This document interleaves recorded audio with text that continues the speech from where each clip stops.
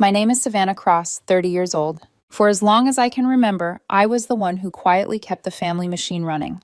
Not loudly, not heroically, just automatically, like breathing. Whenever my mom came up short on bills, I transferred money without hesitation. When my sister needed tuition help, I covered it, even when she never bothered to thank me. And family trips? I usually paid more than my share because otherwise nothing would actually get booked. I used to think being useful was the same thing as being loved. My mom, Marilyn, had this way of turning need into a moral test. She didn't ask for help. She implied what it said about you if you didn't give it. My sister Talia had the opposite style. She demanded. She laughed. She treated money like it was something that appeared when she wanted it badly enough. And me? I kept saying yes because saying no meant being labeled selfish, difficult, dramatic. The family's favorite insults for the one person who actually held things together. I have a boyfriend, Ethan, and he's the only person who ever said the sentence that scared me because it was true. They don't love you more when you pay. They just get used to it. When the group chat started buzzing about this year's family vacation, 1 week at a resort that costs more than most people's yearly rent, I didn't question it. I just assumed, like always, that I was included. I booked time off work, bought a couple new shirts I didn't need but wanted to feel like I belonged somewhere. I arranged for a friend to feed my dog while I was gone. I even bought travel-sized sunscreen, which seems like a small detail, but it's the kind of detail you only buy when you truly believe you're going. The day came, and I showed up with my suitcase. I still remember the weight of it as I walked across the driveway toward the SUV. The sky was bright, the kind of morning that makes everything look cleaner than it is. My mom stood by the trunk with her arms crossed. My sister was already in the passenger seat laughing at something on her phone. No one waved. No one said, "Hey, you made it." But I told myself that was normal too. I popped the trunk and lifted my suitcase, ready to slide it in. That's when my mom stopped me. She didn't hesitate. She looked at me with this cold expression and said, almost like she was reading from a script, "We decided you'd be happier staying home." I froze. Happier at home, I repeated, because sometimes your brain needs to hear the cruelty twice before it believes it. My mom's eyes didn't soften. They didn't flicker with guilt. She just stood there like this was a practical decision she'd made for my benefit. I looked at my sister. Talia smirked, then actually laughed out loud, like this was the punchline to a joke I wasn't in on. She didn't even try to hide it. She leaned back in the seat and said, "You hate long flights anyway." I didn't. I just never got asked. The silence after her laugh was sharp, the kind that slices without sound. I could feel my heartbeat in my ears, but I didn't give them what they expected. No arguing, no pleading, no why that they could twist into, "She's always so sensitive." I lowered the suitcase back down, slowly, like I was putting down something fragile. I zipped it tighter, even though it was already closed, because my hands needed something to do. Then I wheeled it back to my car. My mom didn't stop me. My sister was still laughing when I closed my door. I glanced once at the SUV. My mom's face turned away. My sister's phone held up like she was still entertained, and I drove off. On the way home, I expected to feel hurt or angry. Strangely, I didn't. What I felt was clarity, like someone had finally stopped lying to me. I'd been paying for years, literally and emotionally, and now they'd shown me exactly where I stood. They didn't want me there, but they wanted my money. That thought stayed in my head the entire drive, clicking into place like a lock. Ethan was at my apartment when I got back. He'd offered to drive me to the airport that morning because he didn't trust my family to show up on time. When he saw me walking in with my suitcase, his face tightened. "They left without you," he said quietly. I nodded. He didn't ask why. He didn't try to rationalize it. He just took the suitcase from my hand and set it down gently, like it was heavier than it looked. "I'm sorry," he said. I surprised myself by laughing. One short sound, no humor in it. "Don't be. It's clarifying." That night, the proof arrived. My phone buzzed around 9:40 p.m. I glanced at it and saw a payment request in our family group account, $15,600. The note attached read simply, "Your share of the trip." I stared at it for a full minute. My sister had laughed in my face. My mother had told me to stay home like she was doing me a favor, and now they still had the audacity to treat me like their personal ATM. In the past, I probably would have paid it just to avoid conflict, just to keep the peace, just to stop the guilt messages that would come in waves. But this time, something in me snapped. Not into rage, into calm. I pulled up the app, typed in $50, and sent it back with a note. To be continued. Ethan watched me from the couch. $50? He asked. $50, I confirmed. They're going to lose it. I know, I said, and my voice didn't shake. That's the point. Because for once, I wasn't reacting to their drama. I was setting the stage. What they didn't know was that I had been quietly preparing for this moment for a long time. Not with a revenge plan written in bold letters, but with a growing awareness, a file in my head of every time I paid and they disappeared, every time I covered a bill and they called it family, every time they treated my generosity like an expectation instead of a gift. 2 days later, those preparations were going to come to life. Because while they were lounging by the pool at their overpriced resort, the last thing they expected was to see me walk into the lobby. And I wasn't alone. They erased me fast. That's what shocked me the most. Not the exclusion itself, but how smoothly they stepped into a version of the trip where I simply didn't exist. 2 days in, my sister's Instagram was flooded with it. Poolside cocktails, a boomerang of her laughing in the ocean, a photo of my mom in a wide-brimmed hat with a caption about quality family time. Not once did they mention me, not even a vague, wish you were here. It was like I'd been edited out of the family album with one swipe. Ethan sat beside me on my couch while I scrolled, his jaw tight. They're not even trying to pretend, he said. No, I replied. They don't have to. They think I'll still pay. And that was the part that made my hands steady. They weren't afraid of consequences. They'd never had any. Until now. I didn't go to the resort out of desperation. I went because I'd finally realized something. The only reason my mom and sister were so bold was because they believed no one would ever challenge them publicly. They lived in a world where family silence covered everything like a blanket. But I had someone they couldn't manipulate, someone who didn't care about their guilt games. My grandparents. I hadn't called them in months. Not because I didn't love them, but because my mom had made it exhausting. She'd always called them judgmental, said they didn't understand modern life, and she'd trained my sister to only contact them when she needed money. The relationship had been strained for years, not because my grandparents were cruel, but because my mom couldn't stand anyone who held her accountable. When I called my grandfather that first night after the Suitcase humiliation, I didn't plan a strategy. I didn't even know what I wanted to say. I just needed someone to hear me and not turn it into a lecture about gratitude. He answered on the second ring. Savvy? His voice was steady, familiar. The kind of steadiness I'd forgotten existed. I told him everything. The driveway, the cold line from my mother, my sister laughing, the payment request, the $50. There was silence on the other end, the kind where you can almost hear someone's jaw clench. Then he said, "We're coming." What? I blinked. My grandmother's voice joined in, firm and quiet. "Pack a bag, sweetheart. We are not letting you be treated like this." I tried to protest. "You don't have to." "Yes, we do," my grandfather cut in. "We should have done it sooner." The next morning, they arrived at my apartment. No drama, just determination. My grandfather wore his old watch, the one he wore to every important meeting. My grandmother had her hair pinned back like she was heading into battle. "We already booked our suite," she said like it was nothing. "We're not freeloading off anyone." Ethan offered to drive us. He didn't ask questions. He just carried bags and opened doors, his protective energy filling the space the way my family never had. By the time we pulled up to the resort, I felt strangely calm. Like I wasn't walking into a confrontation. I was walking into a truth that had been waiting for years to surface. The lobby was marble and citrus, all polished surfaces and expensive cologne, the kind of place designed to make you feel either rich or out of place. I rolled my suitcase across the floor, wheels clicking softly. My grandparents walked beside me like anchors. And then I saw them. My mom and sister stood at the front desk mid-conversation with a clerk about upgrading their suite. My sister was animated, waving a hand like she owned the place. My mom stood stiffly, arms crossed, lips pursed in that familiar "I'm in charge" line.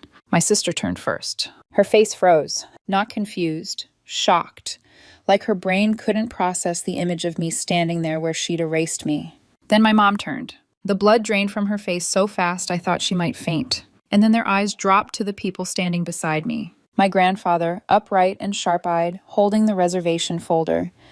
My grandmother, calm and unmovable, her presence cutting through the lobby like a blade. My mother hadn't spoken to them properly in years. My sister only ever called when she needed money. But here they were, standing with me, not them. The clerk smiled at us. "Checking in?" My grandfather didn't even glance at my mother or sister. He handed over the papers politely. Yes, 2 rooms. The clerk's tone warmed instantly. Welcome back, Mr. and Mrs. Alden. My mom's mouth opened like she wanted to speak, but no words came out. For once, she didn't have a script. My sister recovered first, voice tight and too bright. Wow, this is random. You just showed up? My grandmother looked at her like she was a child reaching for a stove. Not random, she said calmly. Necessary. My sister blinked. What? My grandmother's voice didn't rise, but it carried. If you thought leaving Savannah behind was acceptable, then you need to take a hard look at yourselves. My mom tried to laugh. Mother, it's just a misunderstanding. No, my grandfather said, cutting her off with a single word. It's a pattern. The lobby air shifted. A couple nearby glanced over. My sister's cheeks flushed. The clerk handed us keys. My grandfather took them without acknowledging my mom's existence. We walked toward the elevators, and I didn't say a word. I didn't need to. The silence was doing the work for me. That night, my grandparents arranged dinner at one of the resort's restaurants. It wasn't optional. My grandfather didn't ask my mom. He informed her. We sat at a long table under warm lighting, the kind meant to make everything feel celebratory. But the mood was heavy. My mom sat rigid, quiet. My sister stared at her phone but wasn't scrolling. I could tell she was listening. Ethan sat beside me, hand resting lightly on my knee, grounding me. Halfway through the meal, my grandfather set his fork down. The sound was soft, but it stopped the room. He looked directly at my mom. Why? He asked, calm as stone. Did you think it was acceptable to treat Savannah like she didn't belong? My mom's smile flickered. Dad, you're making this dramatic. Answer the question, my grandmother said, her voice gentle but sharp. My mom's eyes darted to me, then to Ethan, then back to my grandparents. She tried the laugh again. She's always so sensitive. We just thought she'd be happier at home. My sister snorted quietly, then stopped when my grandmother turned her gaze. My grandmother began listing examples. Not loud, not emotional, just facts. The bills Savannah paid, the tuition shortfall she covered, the trips she funded, the way you leaned on her every time something went wrong, and the way you gave her back nothing but mockery. My sister shifted in her seat, cheeks red. My mom tried to steer the conversation to the food, the weather, anything. But my grandparents weren't budging. Finally, my grandfather leaned back, folded his hands, and said quietly but firmly, if this is how you treat the one person who supports you most, maybe it's time we reconsider who we support in the future. The words landed heavier than any raised voice ever could. My mom's face went pale. My sister stopped pretending to look at her phone. And for once, neither of them had a comeback. I didn't say a word. I didn't have to. I just watched my mother realize something she'd never believed possible. That the power she'd used to control me was no longer hers. And in that silence, I understood. This trip wasn't just a vacation anymore. It was a reckoning. The morning after that dinner, the entire resort felt different. It wasn't the place that changed. It was the energy around us. The confidence my mother and sister had arrived with, the kind that comes from years of never being questioned, had cracked overnight. Not shattered, cracked. And cracks have a way of spreading. At breakfast, I watched them from across the dining hall. My sister stabbed at her fruit like it had personally offended her. My mother kept stirring her coffee over and over, even after the sugar had long dissolved. Every so often, their voices rose just enough for me to catch fragments. You humiliated me. You started this. They're taking her side. Me. Not us, not family, me. Ethan squeezed my hand under the table. They're spiraling, he murmured. I know, I said quietly. They've never had to sit with consequences before. My grandparents arrived a few minutes later, unhurried, composed. The moment they sat down, my mother straightened like a child caught misbehaving in class. My sister plastered on a smile so wide it looked painful. The performance began immediately. My sister jumped up to carry towels for my grandparents, as if she'd always been the helpful one. She offered to order drinks, chatted about the weather, laughed too loudly at things that weren't funny. My mother nodded along, complimenting the resort, the food, the service, anything to look agreeable. It would have been impressive if it hadn't been so transparent. My grandparents played along politely, but I caught the small glances they exchanged. The raised eyebrow from my grandmother, the slow shake of my grandfather's head. They weren't fooled. At lunch, my grandfather casually asked my mother when the last time was that she'd called him just to talk. Not to ask for something, not to complain, just to talk. My mother froze. Well, she said too quickly, Life gets busy. Busy enough to avoid your parents for years? My grandmother asked gently. Silence. Then my grandmother turned to my sister. How about you? She asked. When was the last time you called us without needing help? My sister opened her mouth, closed it, then shrugged. I've just had a lot going on. My grandmother nodded slowly. Yes, we noticed. The tension at the table thickened, the air heavy with everything no one wanted to say out loud. Then my grandfather shifted the conversation, straight to the thing my mother and sister cared about most: legacy. He spoke calmly, almost casually, about how money only mattered if it went to someone who respected the people behind it, about how he and my grandmother hadn't worked their whole lives this just to fund entitlement, about how inheritance wasn't a reward, it was a responsibility. My mother's hands trembled slightly around her cup. My sister's smile slipped. You mean, in the future? My mother asked carefully. My grandfather looked at her. I mean now. The silence that followed was almost unbearable. That afternoon, my mother knocked on my hotel room door. She hadn't done that in years. When I opened it, she stood there wringing her hands, eyes darting past me like she expected Ethan to appear and interfere. I let her in anyway. She sat on the edge of the bed and started talking fast, about misunderstandings, about how she felt attacked, about how families sometimes hurt each other without meaning to. Then, smoothly, she slid into familiar territory. We need to stand together, she said. If your grandparents are questioning things, you could help clear this up. You know how things really are. There it was. Not an apology, not accountability. A request. To protect her. To lie? I asked quietly. Her eyes widened. No, to support your mother. I looked at her for a long moment. For the first time, I didn't feel angry. I felt tired. I supported you for years, I said. I just won't do it anymore. Her face changed. Not sadness, not guilt. Fear. She stood abruptly. You're making a mistake. Maybe, I said calmly, but it's mine. She left without another word. That evening, I saw my sister pacing the lobby, phone pressed tight to her ear, voice sharp and urgent. I stayed out of sight, but close enough to hear. I need it, she hissed. No, you don't understand. They're giving it to her. Everything. She paused, listening, then snapped. You said it would be fine. You said we'd have backup. Backup. That word lodged itself deep in my chest. Whatever she'd gotten herself into, it was bigger than shopping debt or rent. She wasn't just afraid of losing inheritance. She was counting on it. Dinner that night was supposed to be calm. A private room, soft lighting, wine poured carefully. It lasted 10 minutes. My mother accused my sister of being lazy, of only showing up when she needed money. My sister fired back that my mother had raised her to expect it. Voices rose, plates clinked. Guests nearby shifted uncomfortably. My grandparents said nothing. They watched. Then my sister snapped. I need the money now, she said through clenched teeth. Without it, I'm screwed. The room went dead silent. My mother hissed, Stop talking.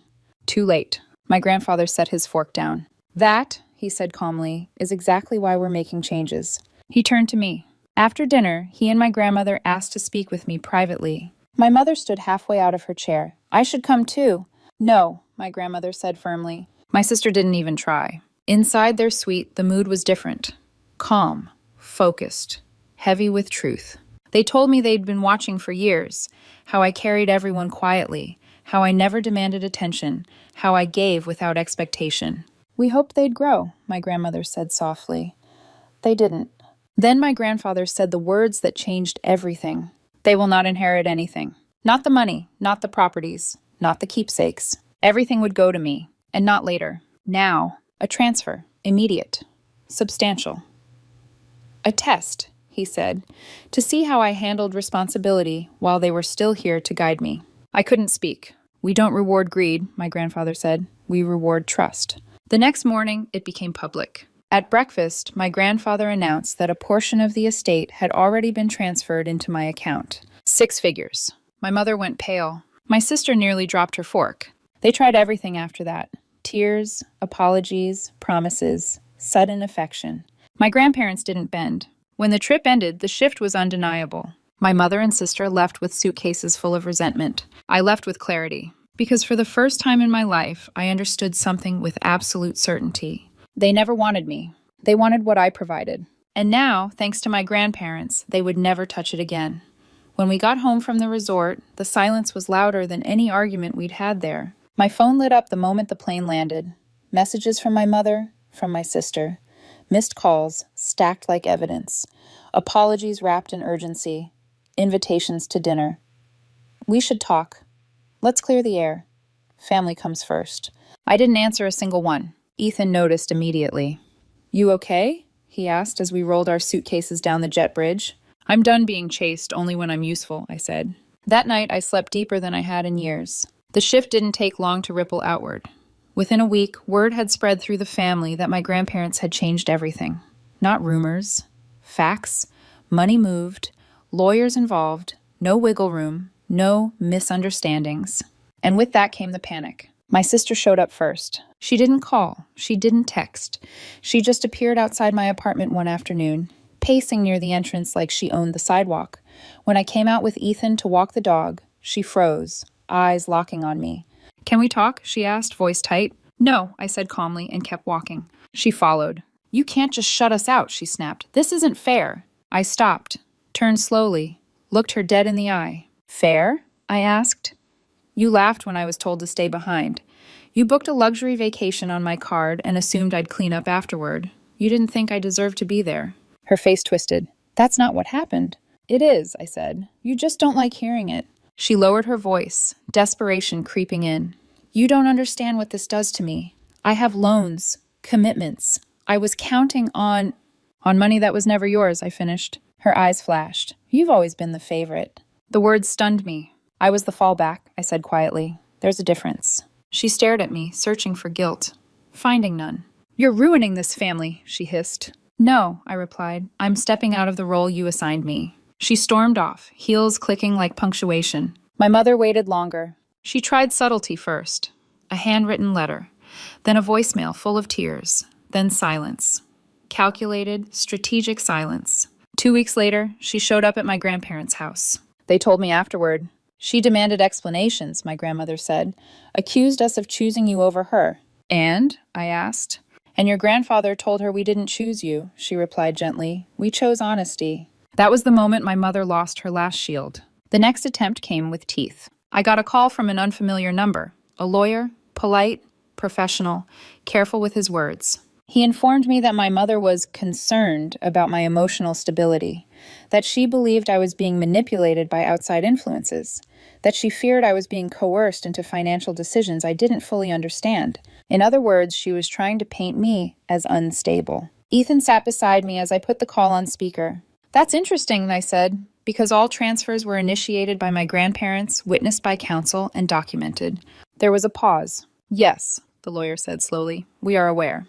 Then why are you calling? I asked. Another pause. I'll relay your response, he said, and hung up. Ethan exhaled sharply. That was a threat. Yes, I said, a weak one. I wasn't angry. I was alert. I started documenting everything. Dates, messages, calls. Not out of fear, but out of clarity. I'd learned something important watching my grandparents. Power didn't need to be loud.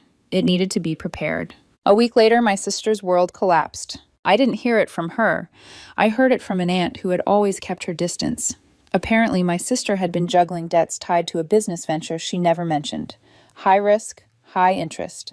The kind of thing you only enter when you're certain a safety net exists. The safety net disappeared. Her boyfriend, who'd been counting on that money too, left within days. Took his things, cut contact, no dramatic goodbye, just absence. She tried calling me that night. I let it ring. My mother, meanwhile, doubled down. She started telling people I'd changed, that I'd become cold, that Ethan was controlling me, that money had gone to my head. It didn't work. Too many people had seen the pattern. Too many had benefited from my quiet support over the years. And my grandparents, they didn't stay silent. At a family gathering I didn't attend, my grandfather made a simple statement. She's not being punished, he said. She's being respected. That ended most conversations. The final confrontation came unexpectedly. I was at the grocery store when I saw her, my mother, standing near the checkout, staring at me like she'd found a ghost. She walked over slowly. You won, she said, not quietly. This was never a competition, I replied. You took everything, she said, voice shaking. I took nothing, I said. You lost access. Her eyes filled with tears. Real ones, maybe. Or maybe just well-practiced. I raised you, she whispered. And I raised myself, I said gently. She looked like she wanted to scream, or slap me, or collapse. Instead, she turned and walked away. I stood there holding a basket of groceries, heart steady, hands calm. That was the moment I knew it was over. Not because they stopped trying, but because they stopped mattering. That night, Ethan and I sat on the couch, lights low, the city humming outside. "Do you feel bad?" he asked. I thought about it. "I feel lighter," I said. "Like I finally stopped carrying something that was never mine." He smiled. "That's growth." "No," I said softly. "That's freedom." The strange thing about freedom is how quiet it sounds at first. No shouting, no slammed doors, no dramatic victory speech, just the absence of weight. In the weeks that followed, my life didn't suddenly become perfect, but it became honest, and that was something I'd never had before. The messages slowed, then stopped. My sister disappeared entirely. My mother's attempts faded into silence once she realized I wouldn't react. Not with anger, not with guilt, not with reassurance. Nothing starves manipulation faster than indifference. My grandparents moved quickly. Lawyers finalized the paperwork, accounts were restructured, responsibilities clearly defined. It wasn't glamorous. It was meticulous. It was respectful. One afternoon, my grandfather sat across from me at his dining table, the same place where I used to help him sort receipts when I was younger. "You understand this isn't just about money," he said. "I know," I replied. "It's about trust," he continued, "and about making sure the cycle stops here." That sentence stayed with me, because that was the truth. This wasn't revenge. It wasn't punishment. It was interruption. A break in a pattern that had quietly chewed through generations. My mother called one last time. Not crying, not yelling. Calm. "I don't recognize you anymore," she said. I took a breath. "That's because you only recognize the version of me that said yes." She was silent for a long moment. "You'll regret this," she said finally. I almost laughed, but I didn't. "I already regretted staying," I replied. That was the end of it. Ethan and I took a short trip a month later. Nothing extravagant, just a quiet place near the coast. No group chats, no expectations, no one counting how much I contributed. One evening, sitting on the sand with the sun bleeding into the horizon, he asked me something simple. "If they apologized tomorrow, really apologized, would you go back?" I thought carefully. "I'd listen," I said, "but I wouldn't return to the same role." He nodded. "That's fair." Back home, I started rebuilding, not just financially, but internally. I said no more often. I rested without explaining myself. I stopped apologizing for taking up space. And something unexpected happened. People treated me differently. Friends leaned in. Conversations deepened. Opportunities opened. Not because I had money or power, but because I was finally present as myself, not as a resource. Months later, I heard through extended family that my sister had moved again, that my mother complained often about being abandoned, that my name still came up in conversations where I wasn't present. But it didn't reach me anymore. I had walls now, healthy ones. The last image I keep from that trip isn't the resort lobby or the dinner table or the shocked looks on their faces. It's something smaller. My grandmother, sitting beside me on a bench overlooking the ocean, her hand resting lightly on mine. "You did well," she said. "Not you were right. Not you won. Just you did well." For someone who'd spent her whole life proving her worth, that was enough. I used to think love meant sacrifice. Now I know better. Love means choice. And this time, I chose myself.